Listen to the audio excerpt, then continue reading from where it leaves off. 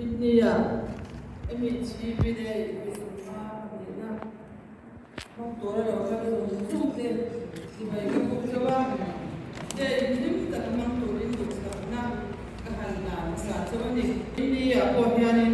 continue the car and say that some can appoint there in the share. A Kanatan can say, I'm in the heading. MHP members don't know, can be so, can be part of Korean. Can do the appointment and we and father can be he will in the heading. Day mga local way sa kan sa bahay hindi nila kan mi pa po yan may han sa yoro puive sila tayo kaya po mo no MHP member to hetiang bibi ani tur ani ti ani pakhat na kasoy zo kan soy ro na pathian GB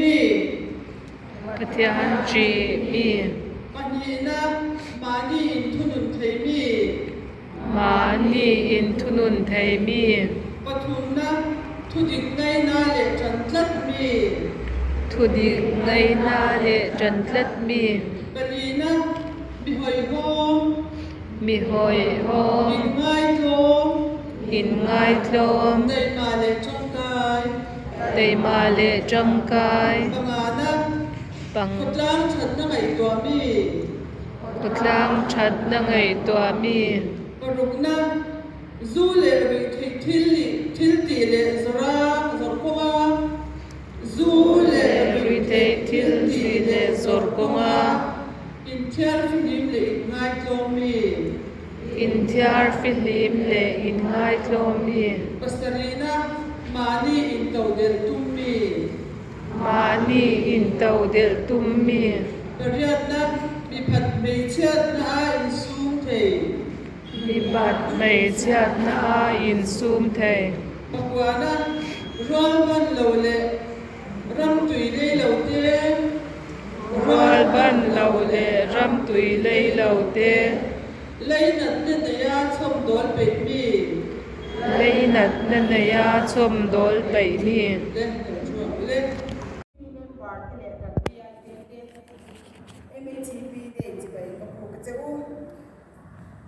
MHP day ko isama panina president tuta lalya ni president MHP general headquarters kan chairman mege ko in July ni huksam ni so MHP day ko isama panina yan MHP ya ka thopui mi zo mi cha song song tele mi zo ram mi pui de he hun mi shoi chen tu pathian min MHP day ko isama panina chibai ko pu fek achebu mani om na sak headquarters lok joy branch chua lim taka MHP day hong turin tu sak sam ber kata na chu MHP sang ka sakwa som sari pani July ni ruka Mizoram mi te sui kom po ti adin ni in he hian Mizoram po na om kan mi chiat puite wam tok lowa shat ani awangin sang ka sakwa som wa paria okas ni som ni special assembly chuan Mizoram ti tu mizo ti a thakin mizo mi te sui kom po ti in akin kha lo na ani MHP mizo mi te sui kom po ani angin mizo mi chia song song mizo na kha to pot mizo ram chung le ko no om kun song pani chung na ta na po din ani a option le political party tv kom lo mizo mi chia song song te ta na ai ko an chia chat ko an ta na ding reng an ni pui ni isunon le angu MHP adin tir atanga vo in ni thenga shwai tu chatak tak te kai shwai na sara muson na sa tak ma MHP ya kan shwai tu musa te thorim da le be ka thu ta ka wangin lom thu ka soya kan shwai tu musa te chatuan ram min pan san to te kan shirega zana chi bai ko ko ke MHP kan se na tur kuma enton tu chatak tak min nu chia te hi toy lung se lang mu MHP day voice of nga panina kan manwa yan MHP din chan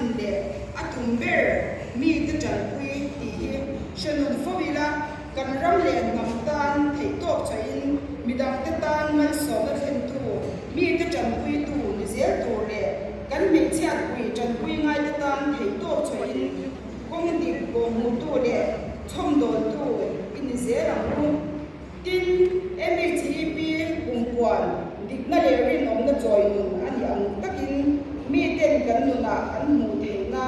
kan na tho na le kan thil ti na kong sang sanga ataka nun pui tu le mi dak te zem te tu in ze ram lu kan man sem dan hi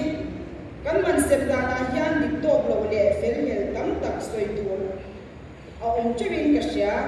man hi mi zo da na in nei na me che man mo nei tu chung ten an pe ki ani man pui hi mo man lo lian ber soi na ani a man cha ko hi mo chung ko ho tu berin a chung ko lei na mai te ne na a fan man an lo don ve tu ra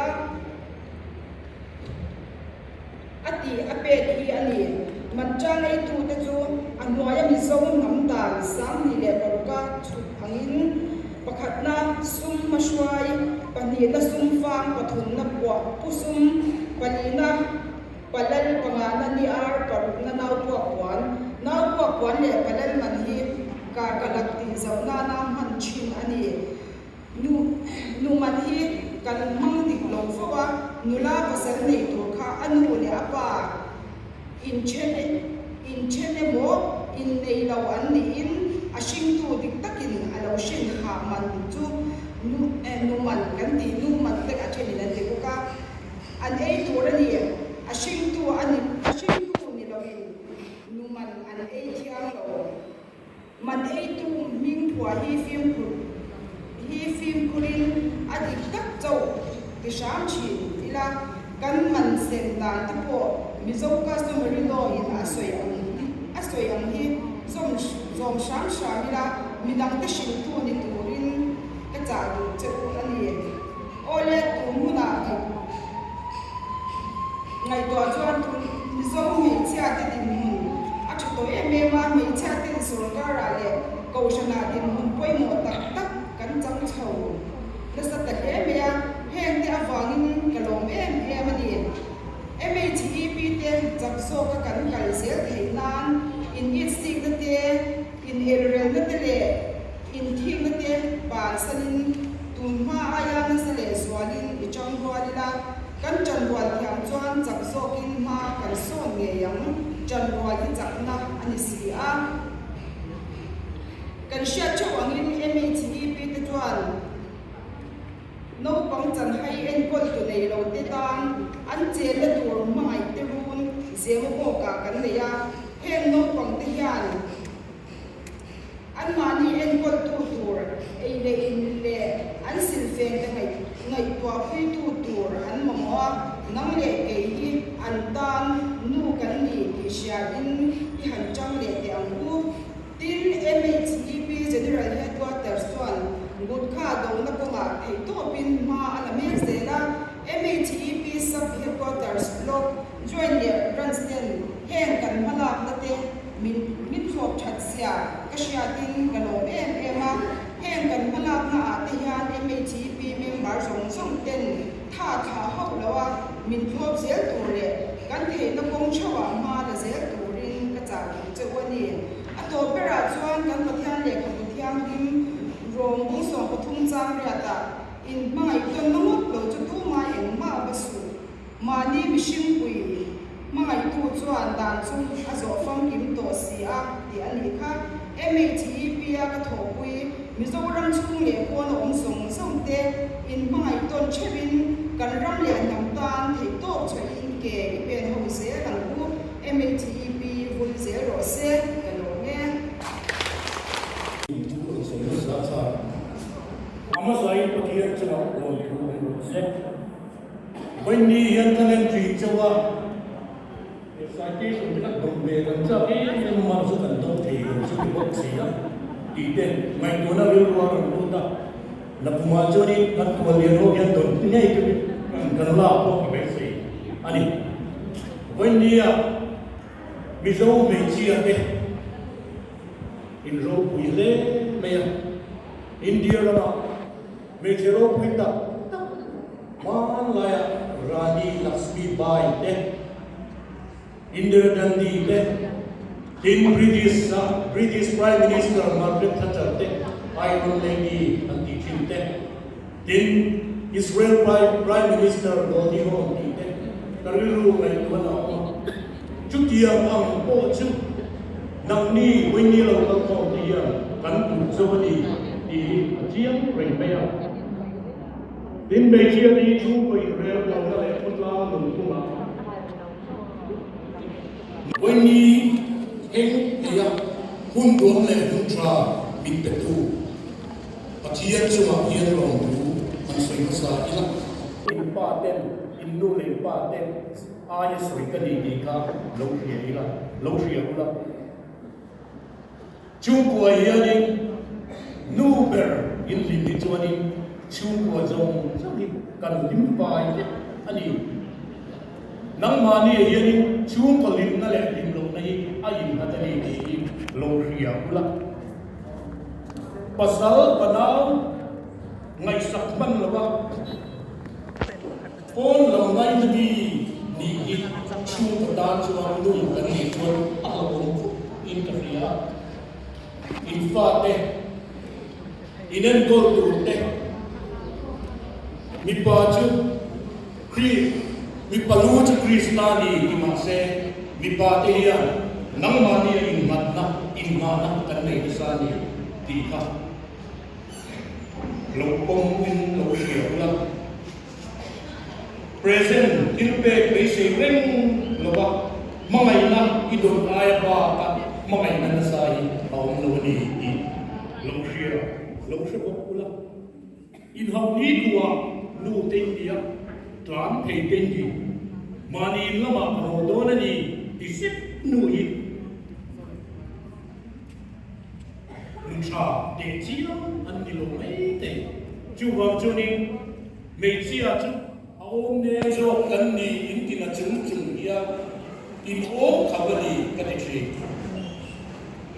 ke ma e to hi til kan ni to ta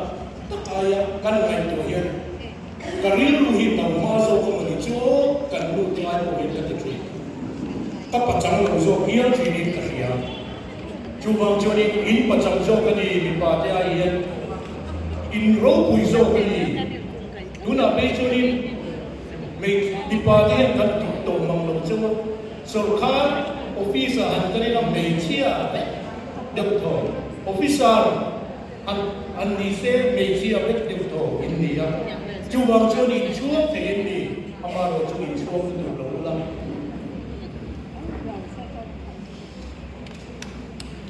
in cheilen lo maula in pasal te me mua fai le kiang lim ta kai lan ni in ni bung in ni dan tu ani di kha hiaula in cheil paka le chuai chuan vai ta kha in pasal panau te in lo wem kama in pasal panau te lim theina in lo siam kha chung ka nu in ni na in ho in na ani in po se po ila chung ku nu tak tin tu chuan nu chak apoi mo lawa pa apoi mo pa chak ko apoi mo lawa an poi mo he lawa tran rua chi yin chung ku ai alo mo tri na ni chu bang chu ni in chung ku ka ba ho la tran rua lo tri kan lo ni pal thei chung tran rua lo thei kan lo ni pa po chuan lo tran rua to la di kha kan cha du chawa din na to ber la ma chuan irami mama in sa ai ipasal panau ti tu hula chuan lo ma to la ipasal panau ti e khomera yini nei chung tem ni ipasal panau ti e khomel pialam ema e tak sakhi che yati yuwa ko van ma I chom lu pui tu ten ni ti ka hula chuwa chuni voini tang hianin abi takin thuam pui MHTP member me chia ta zong hianin pasal panau ta leilo nula ko in ngai tu lain rilru malam pana pathian ne diesel nun nei tu ni thei turin ka som in ka nge chawa chuta chunin chutia ngai lo ti chuan ram nuam in thenga nupuitra inlong dito na di ka ansoy sa ito ni Roxette MHCP 0 Roxette Kalome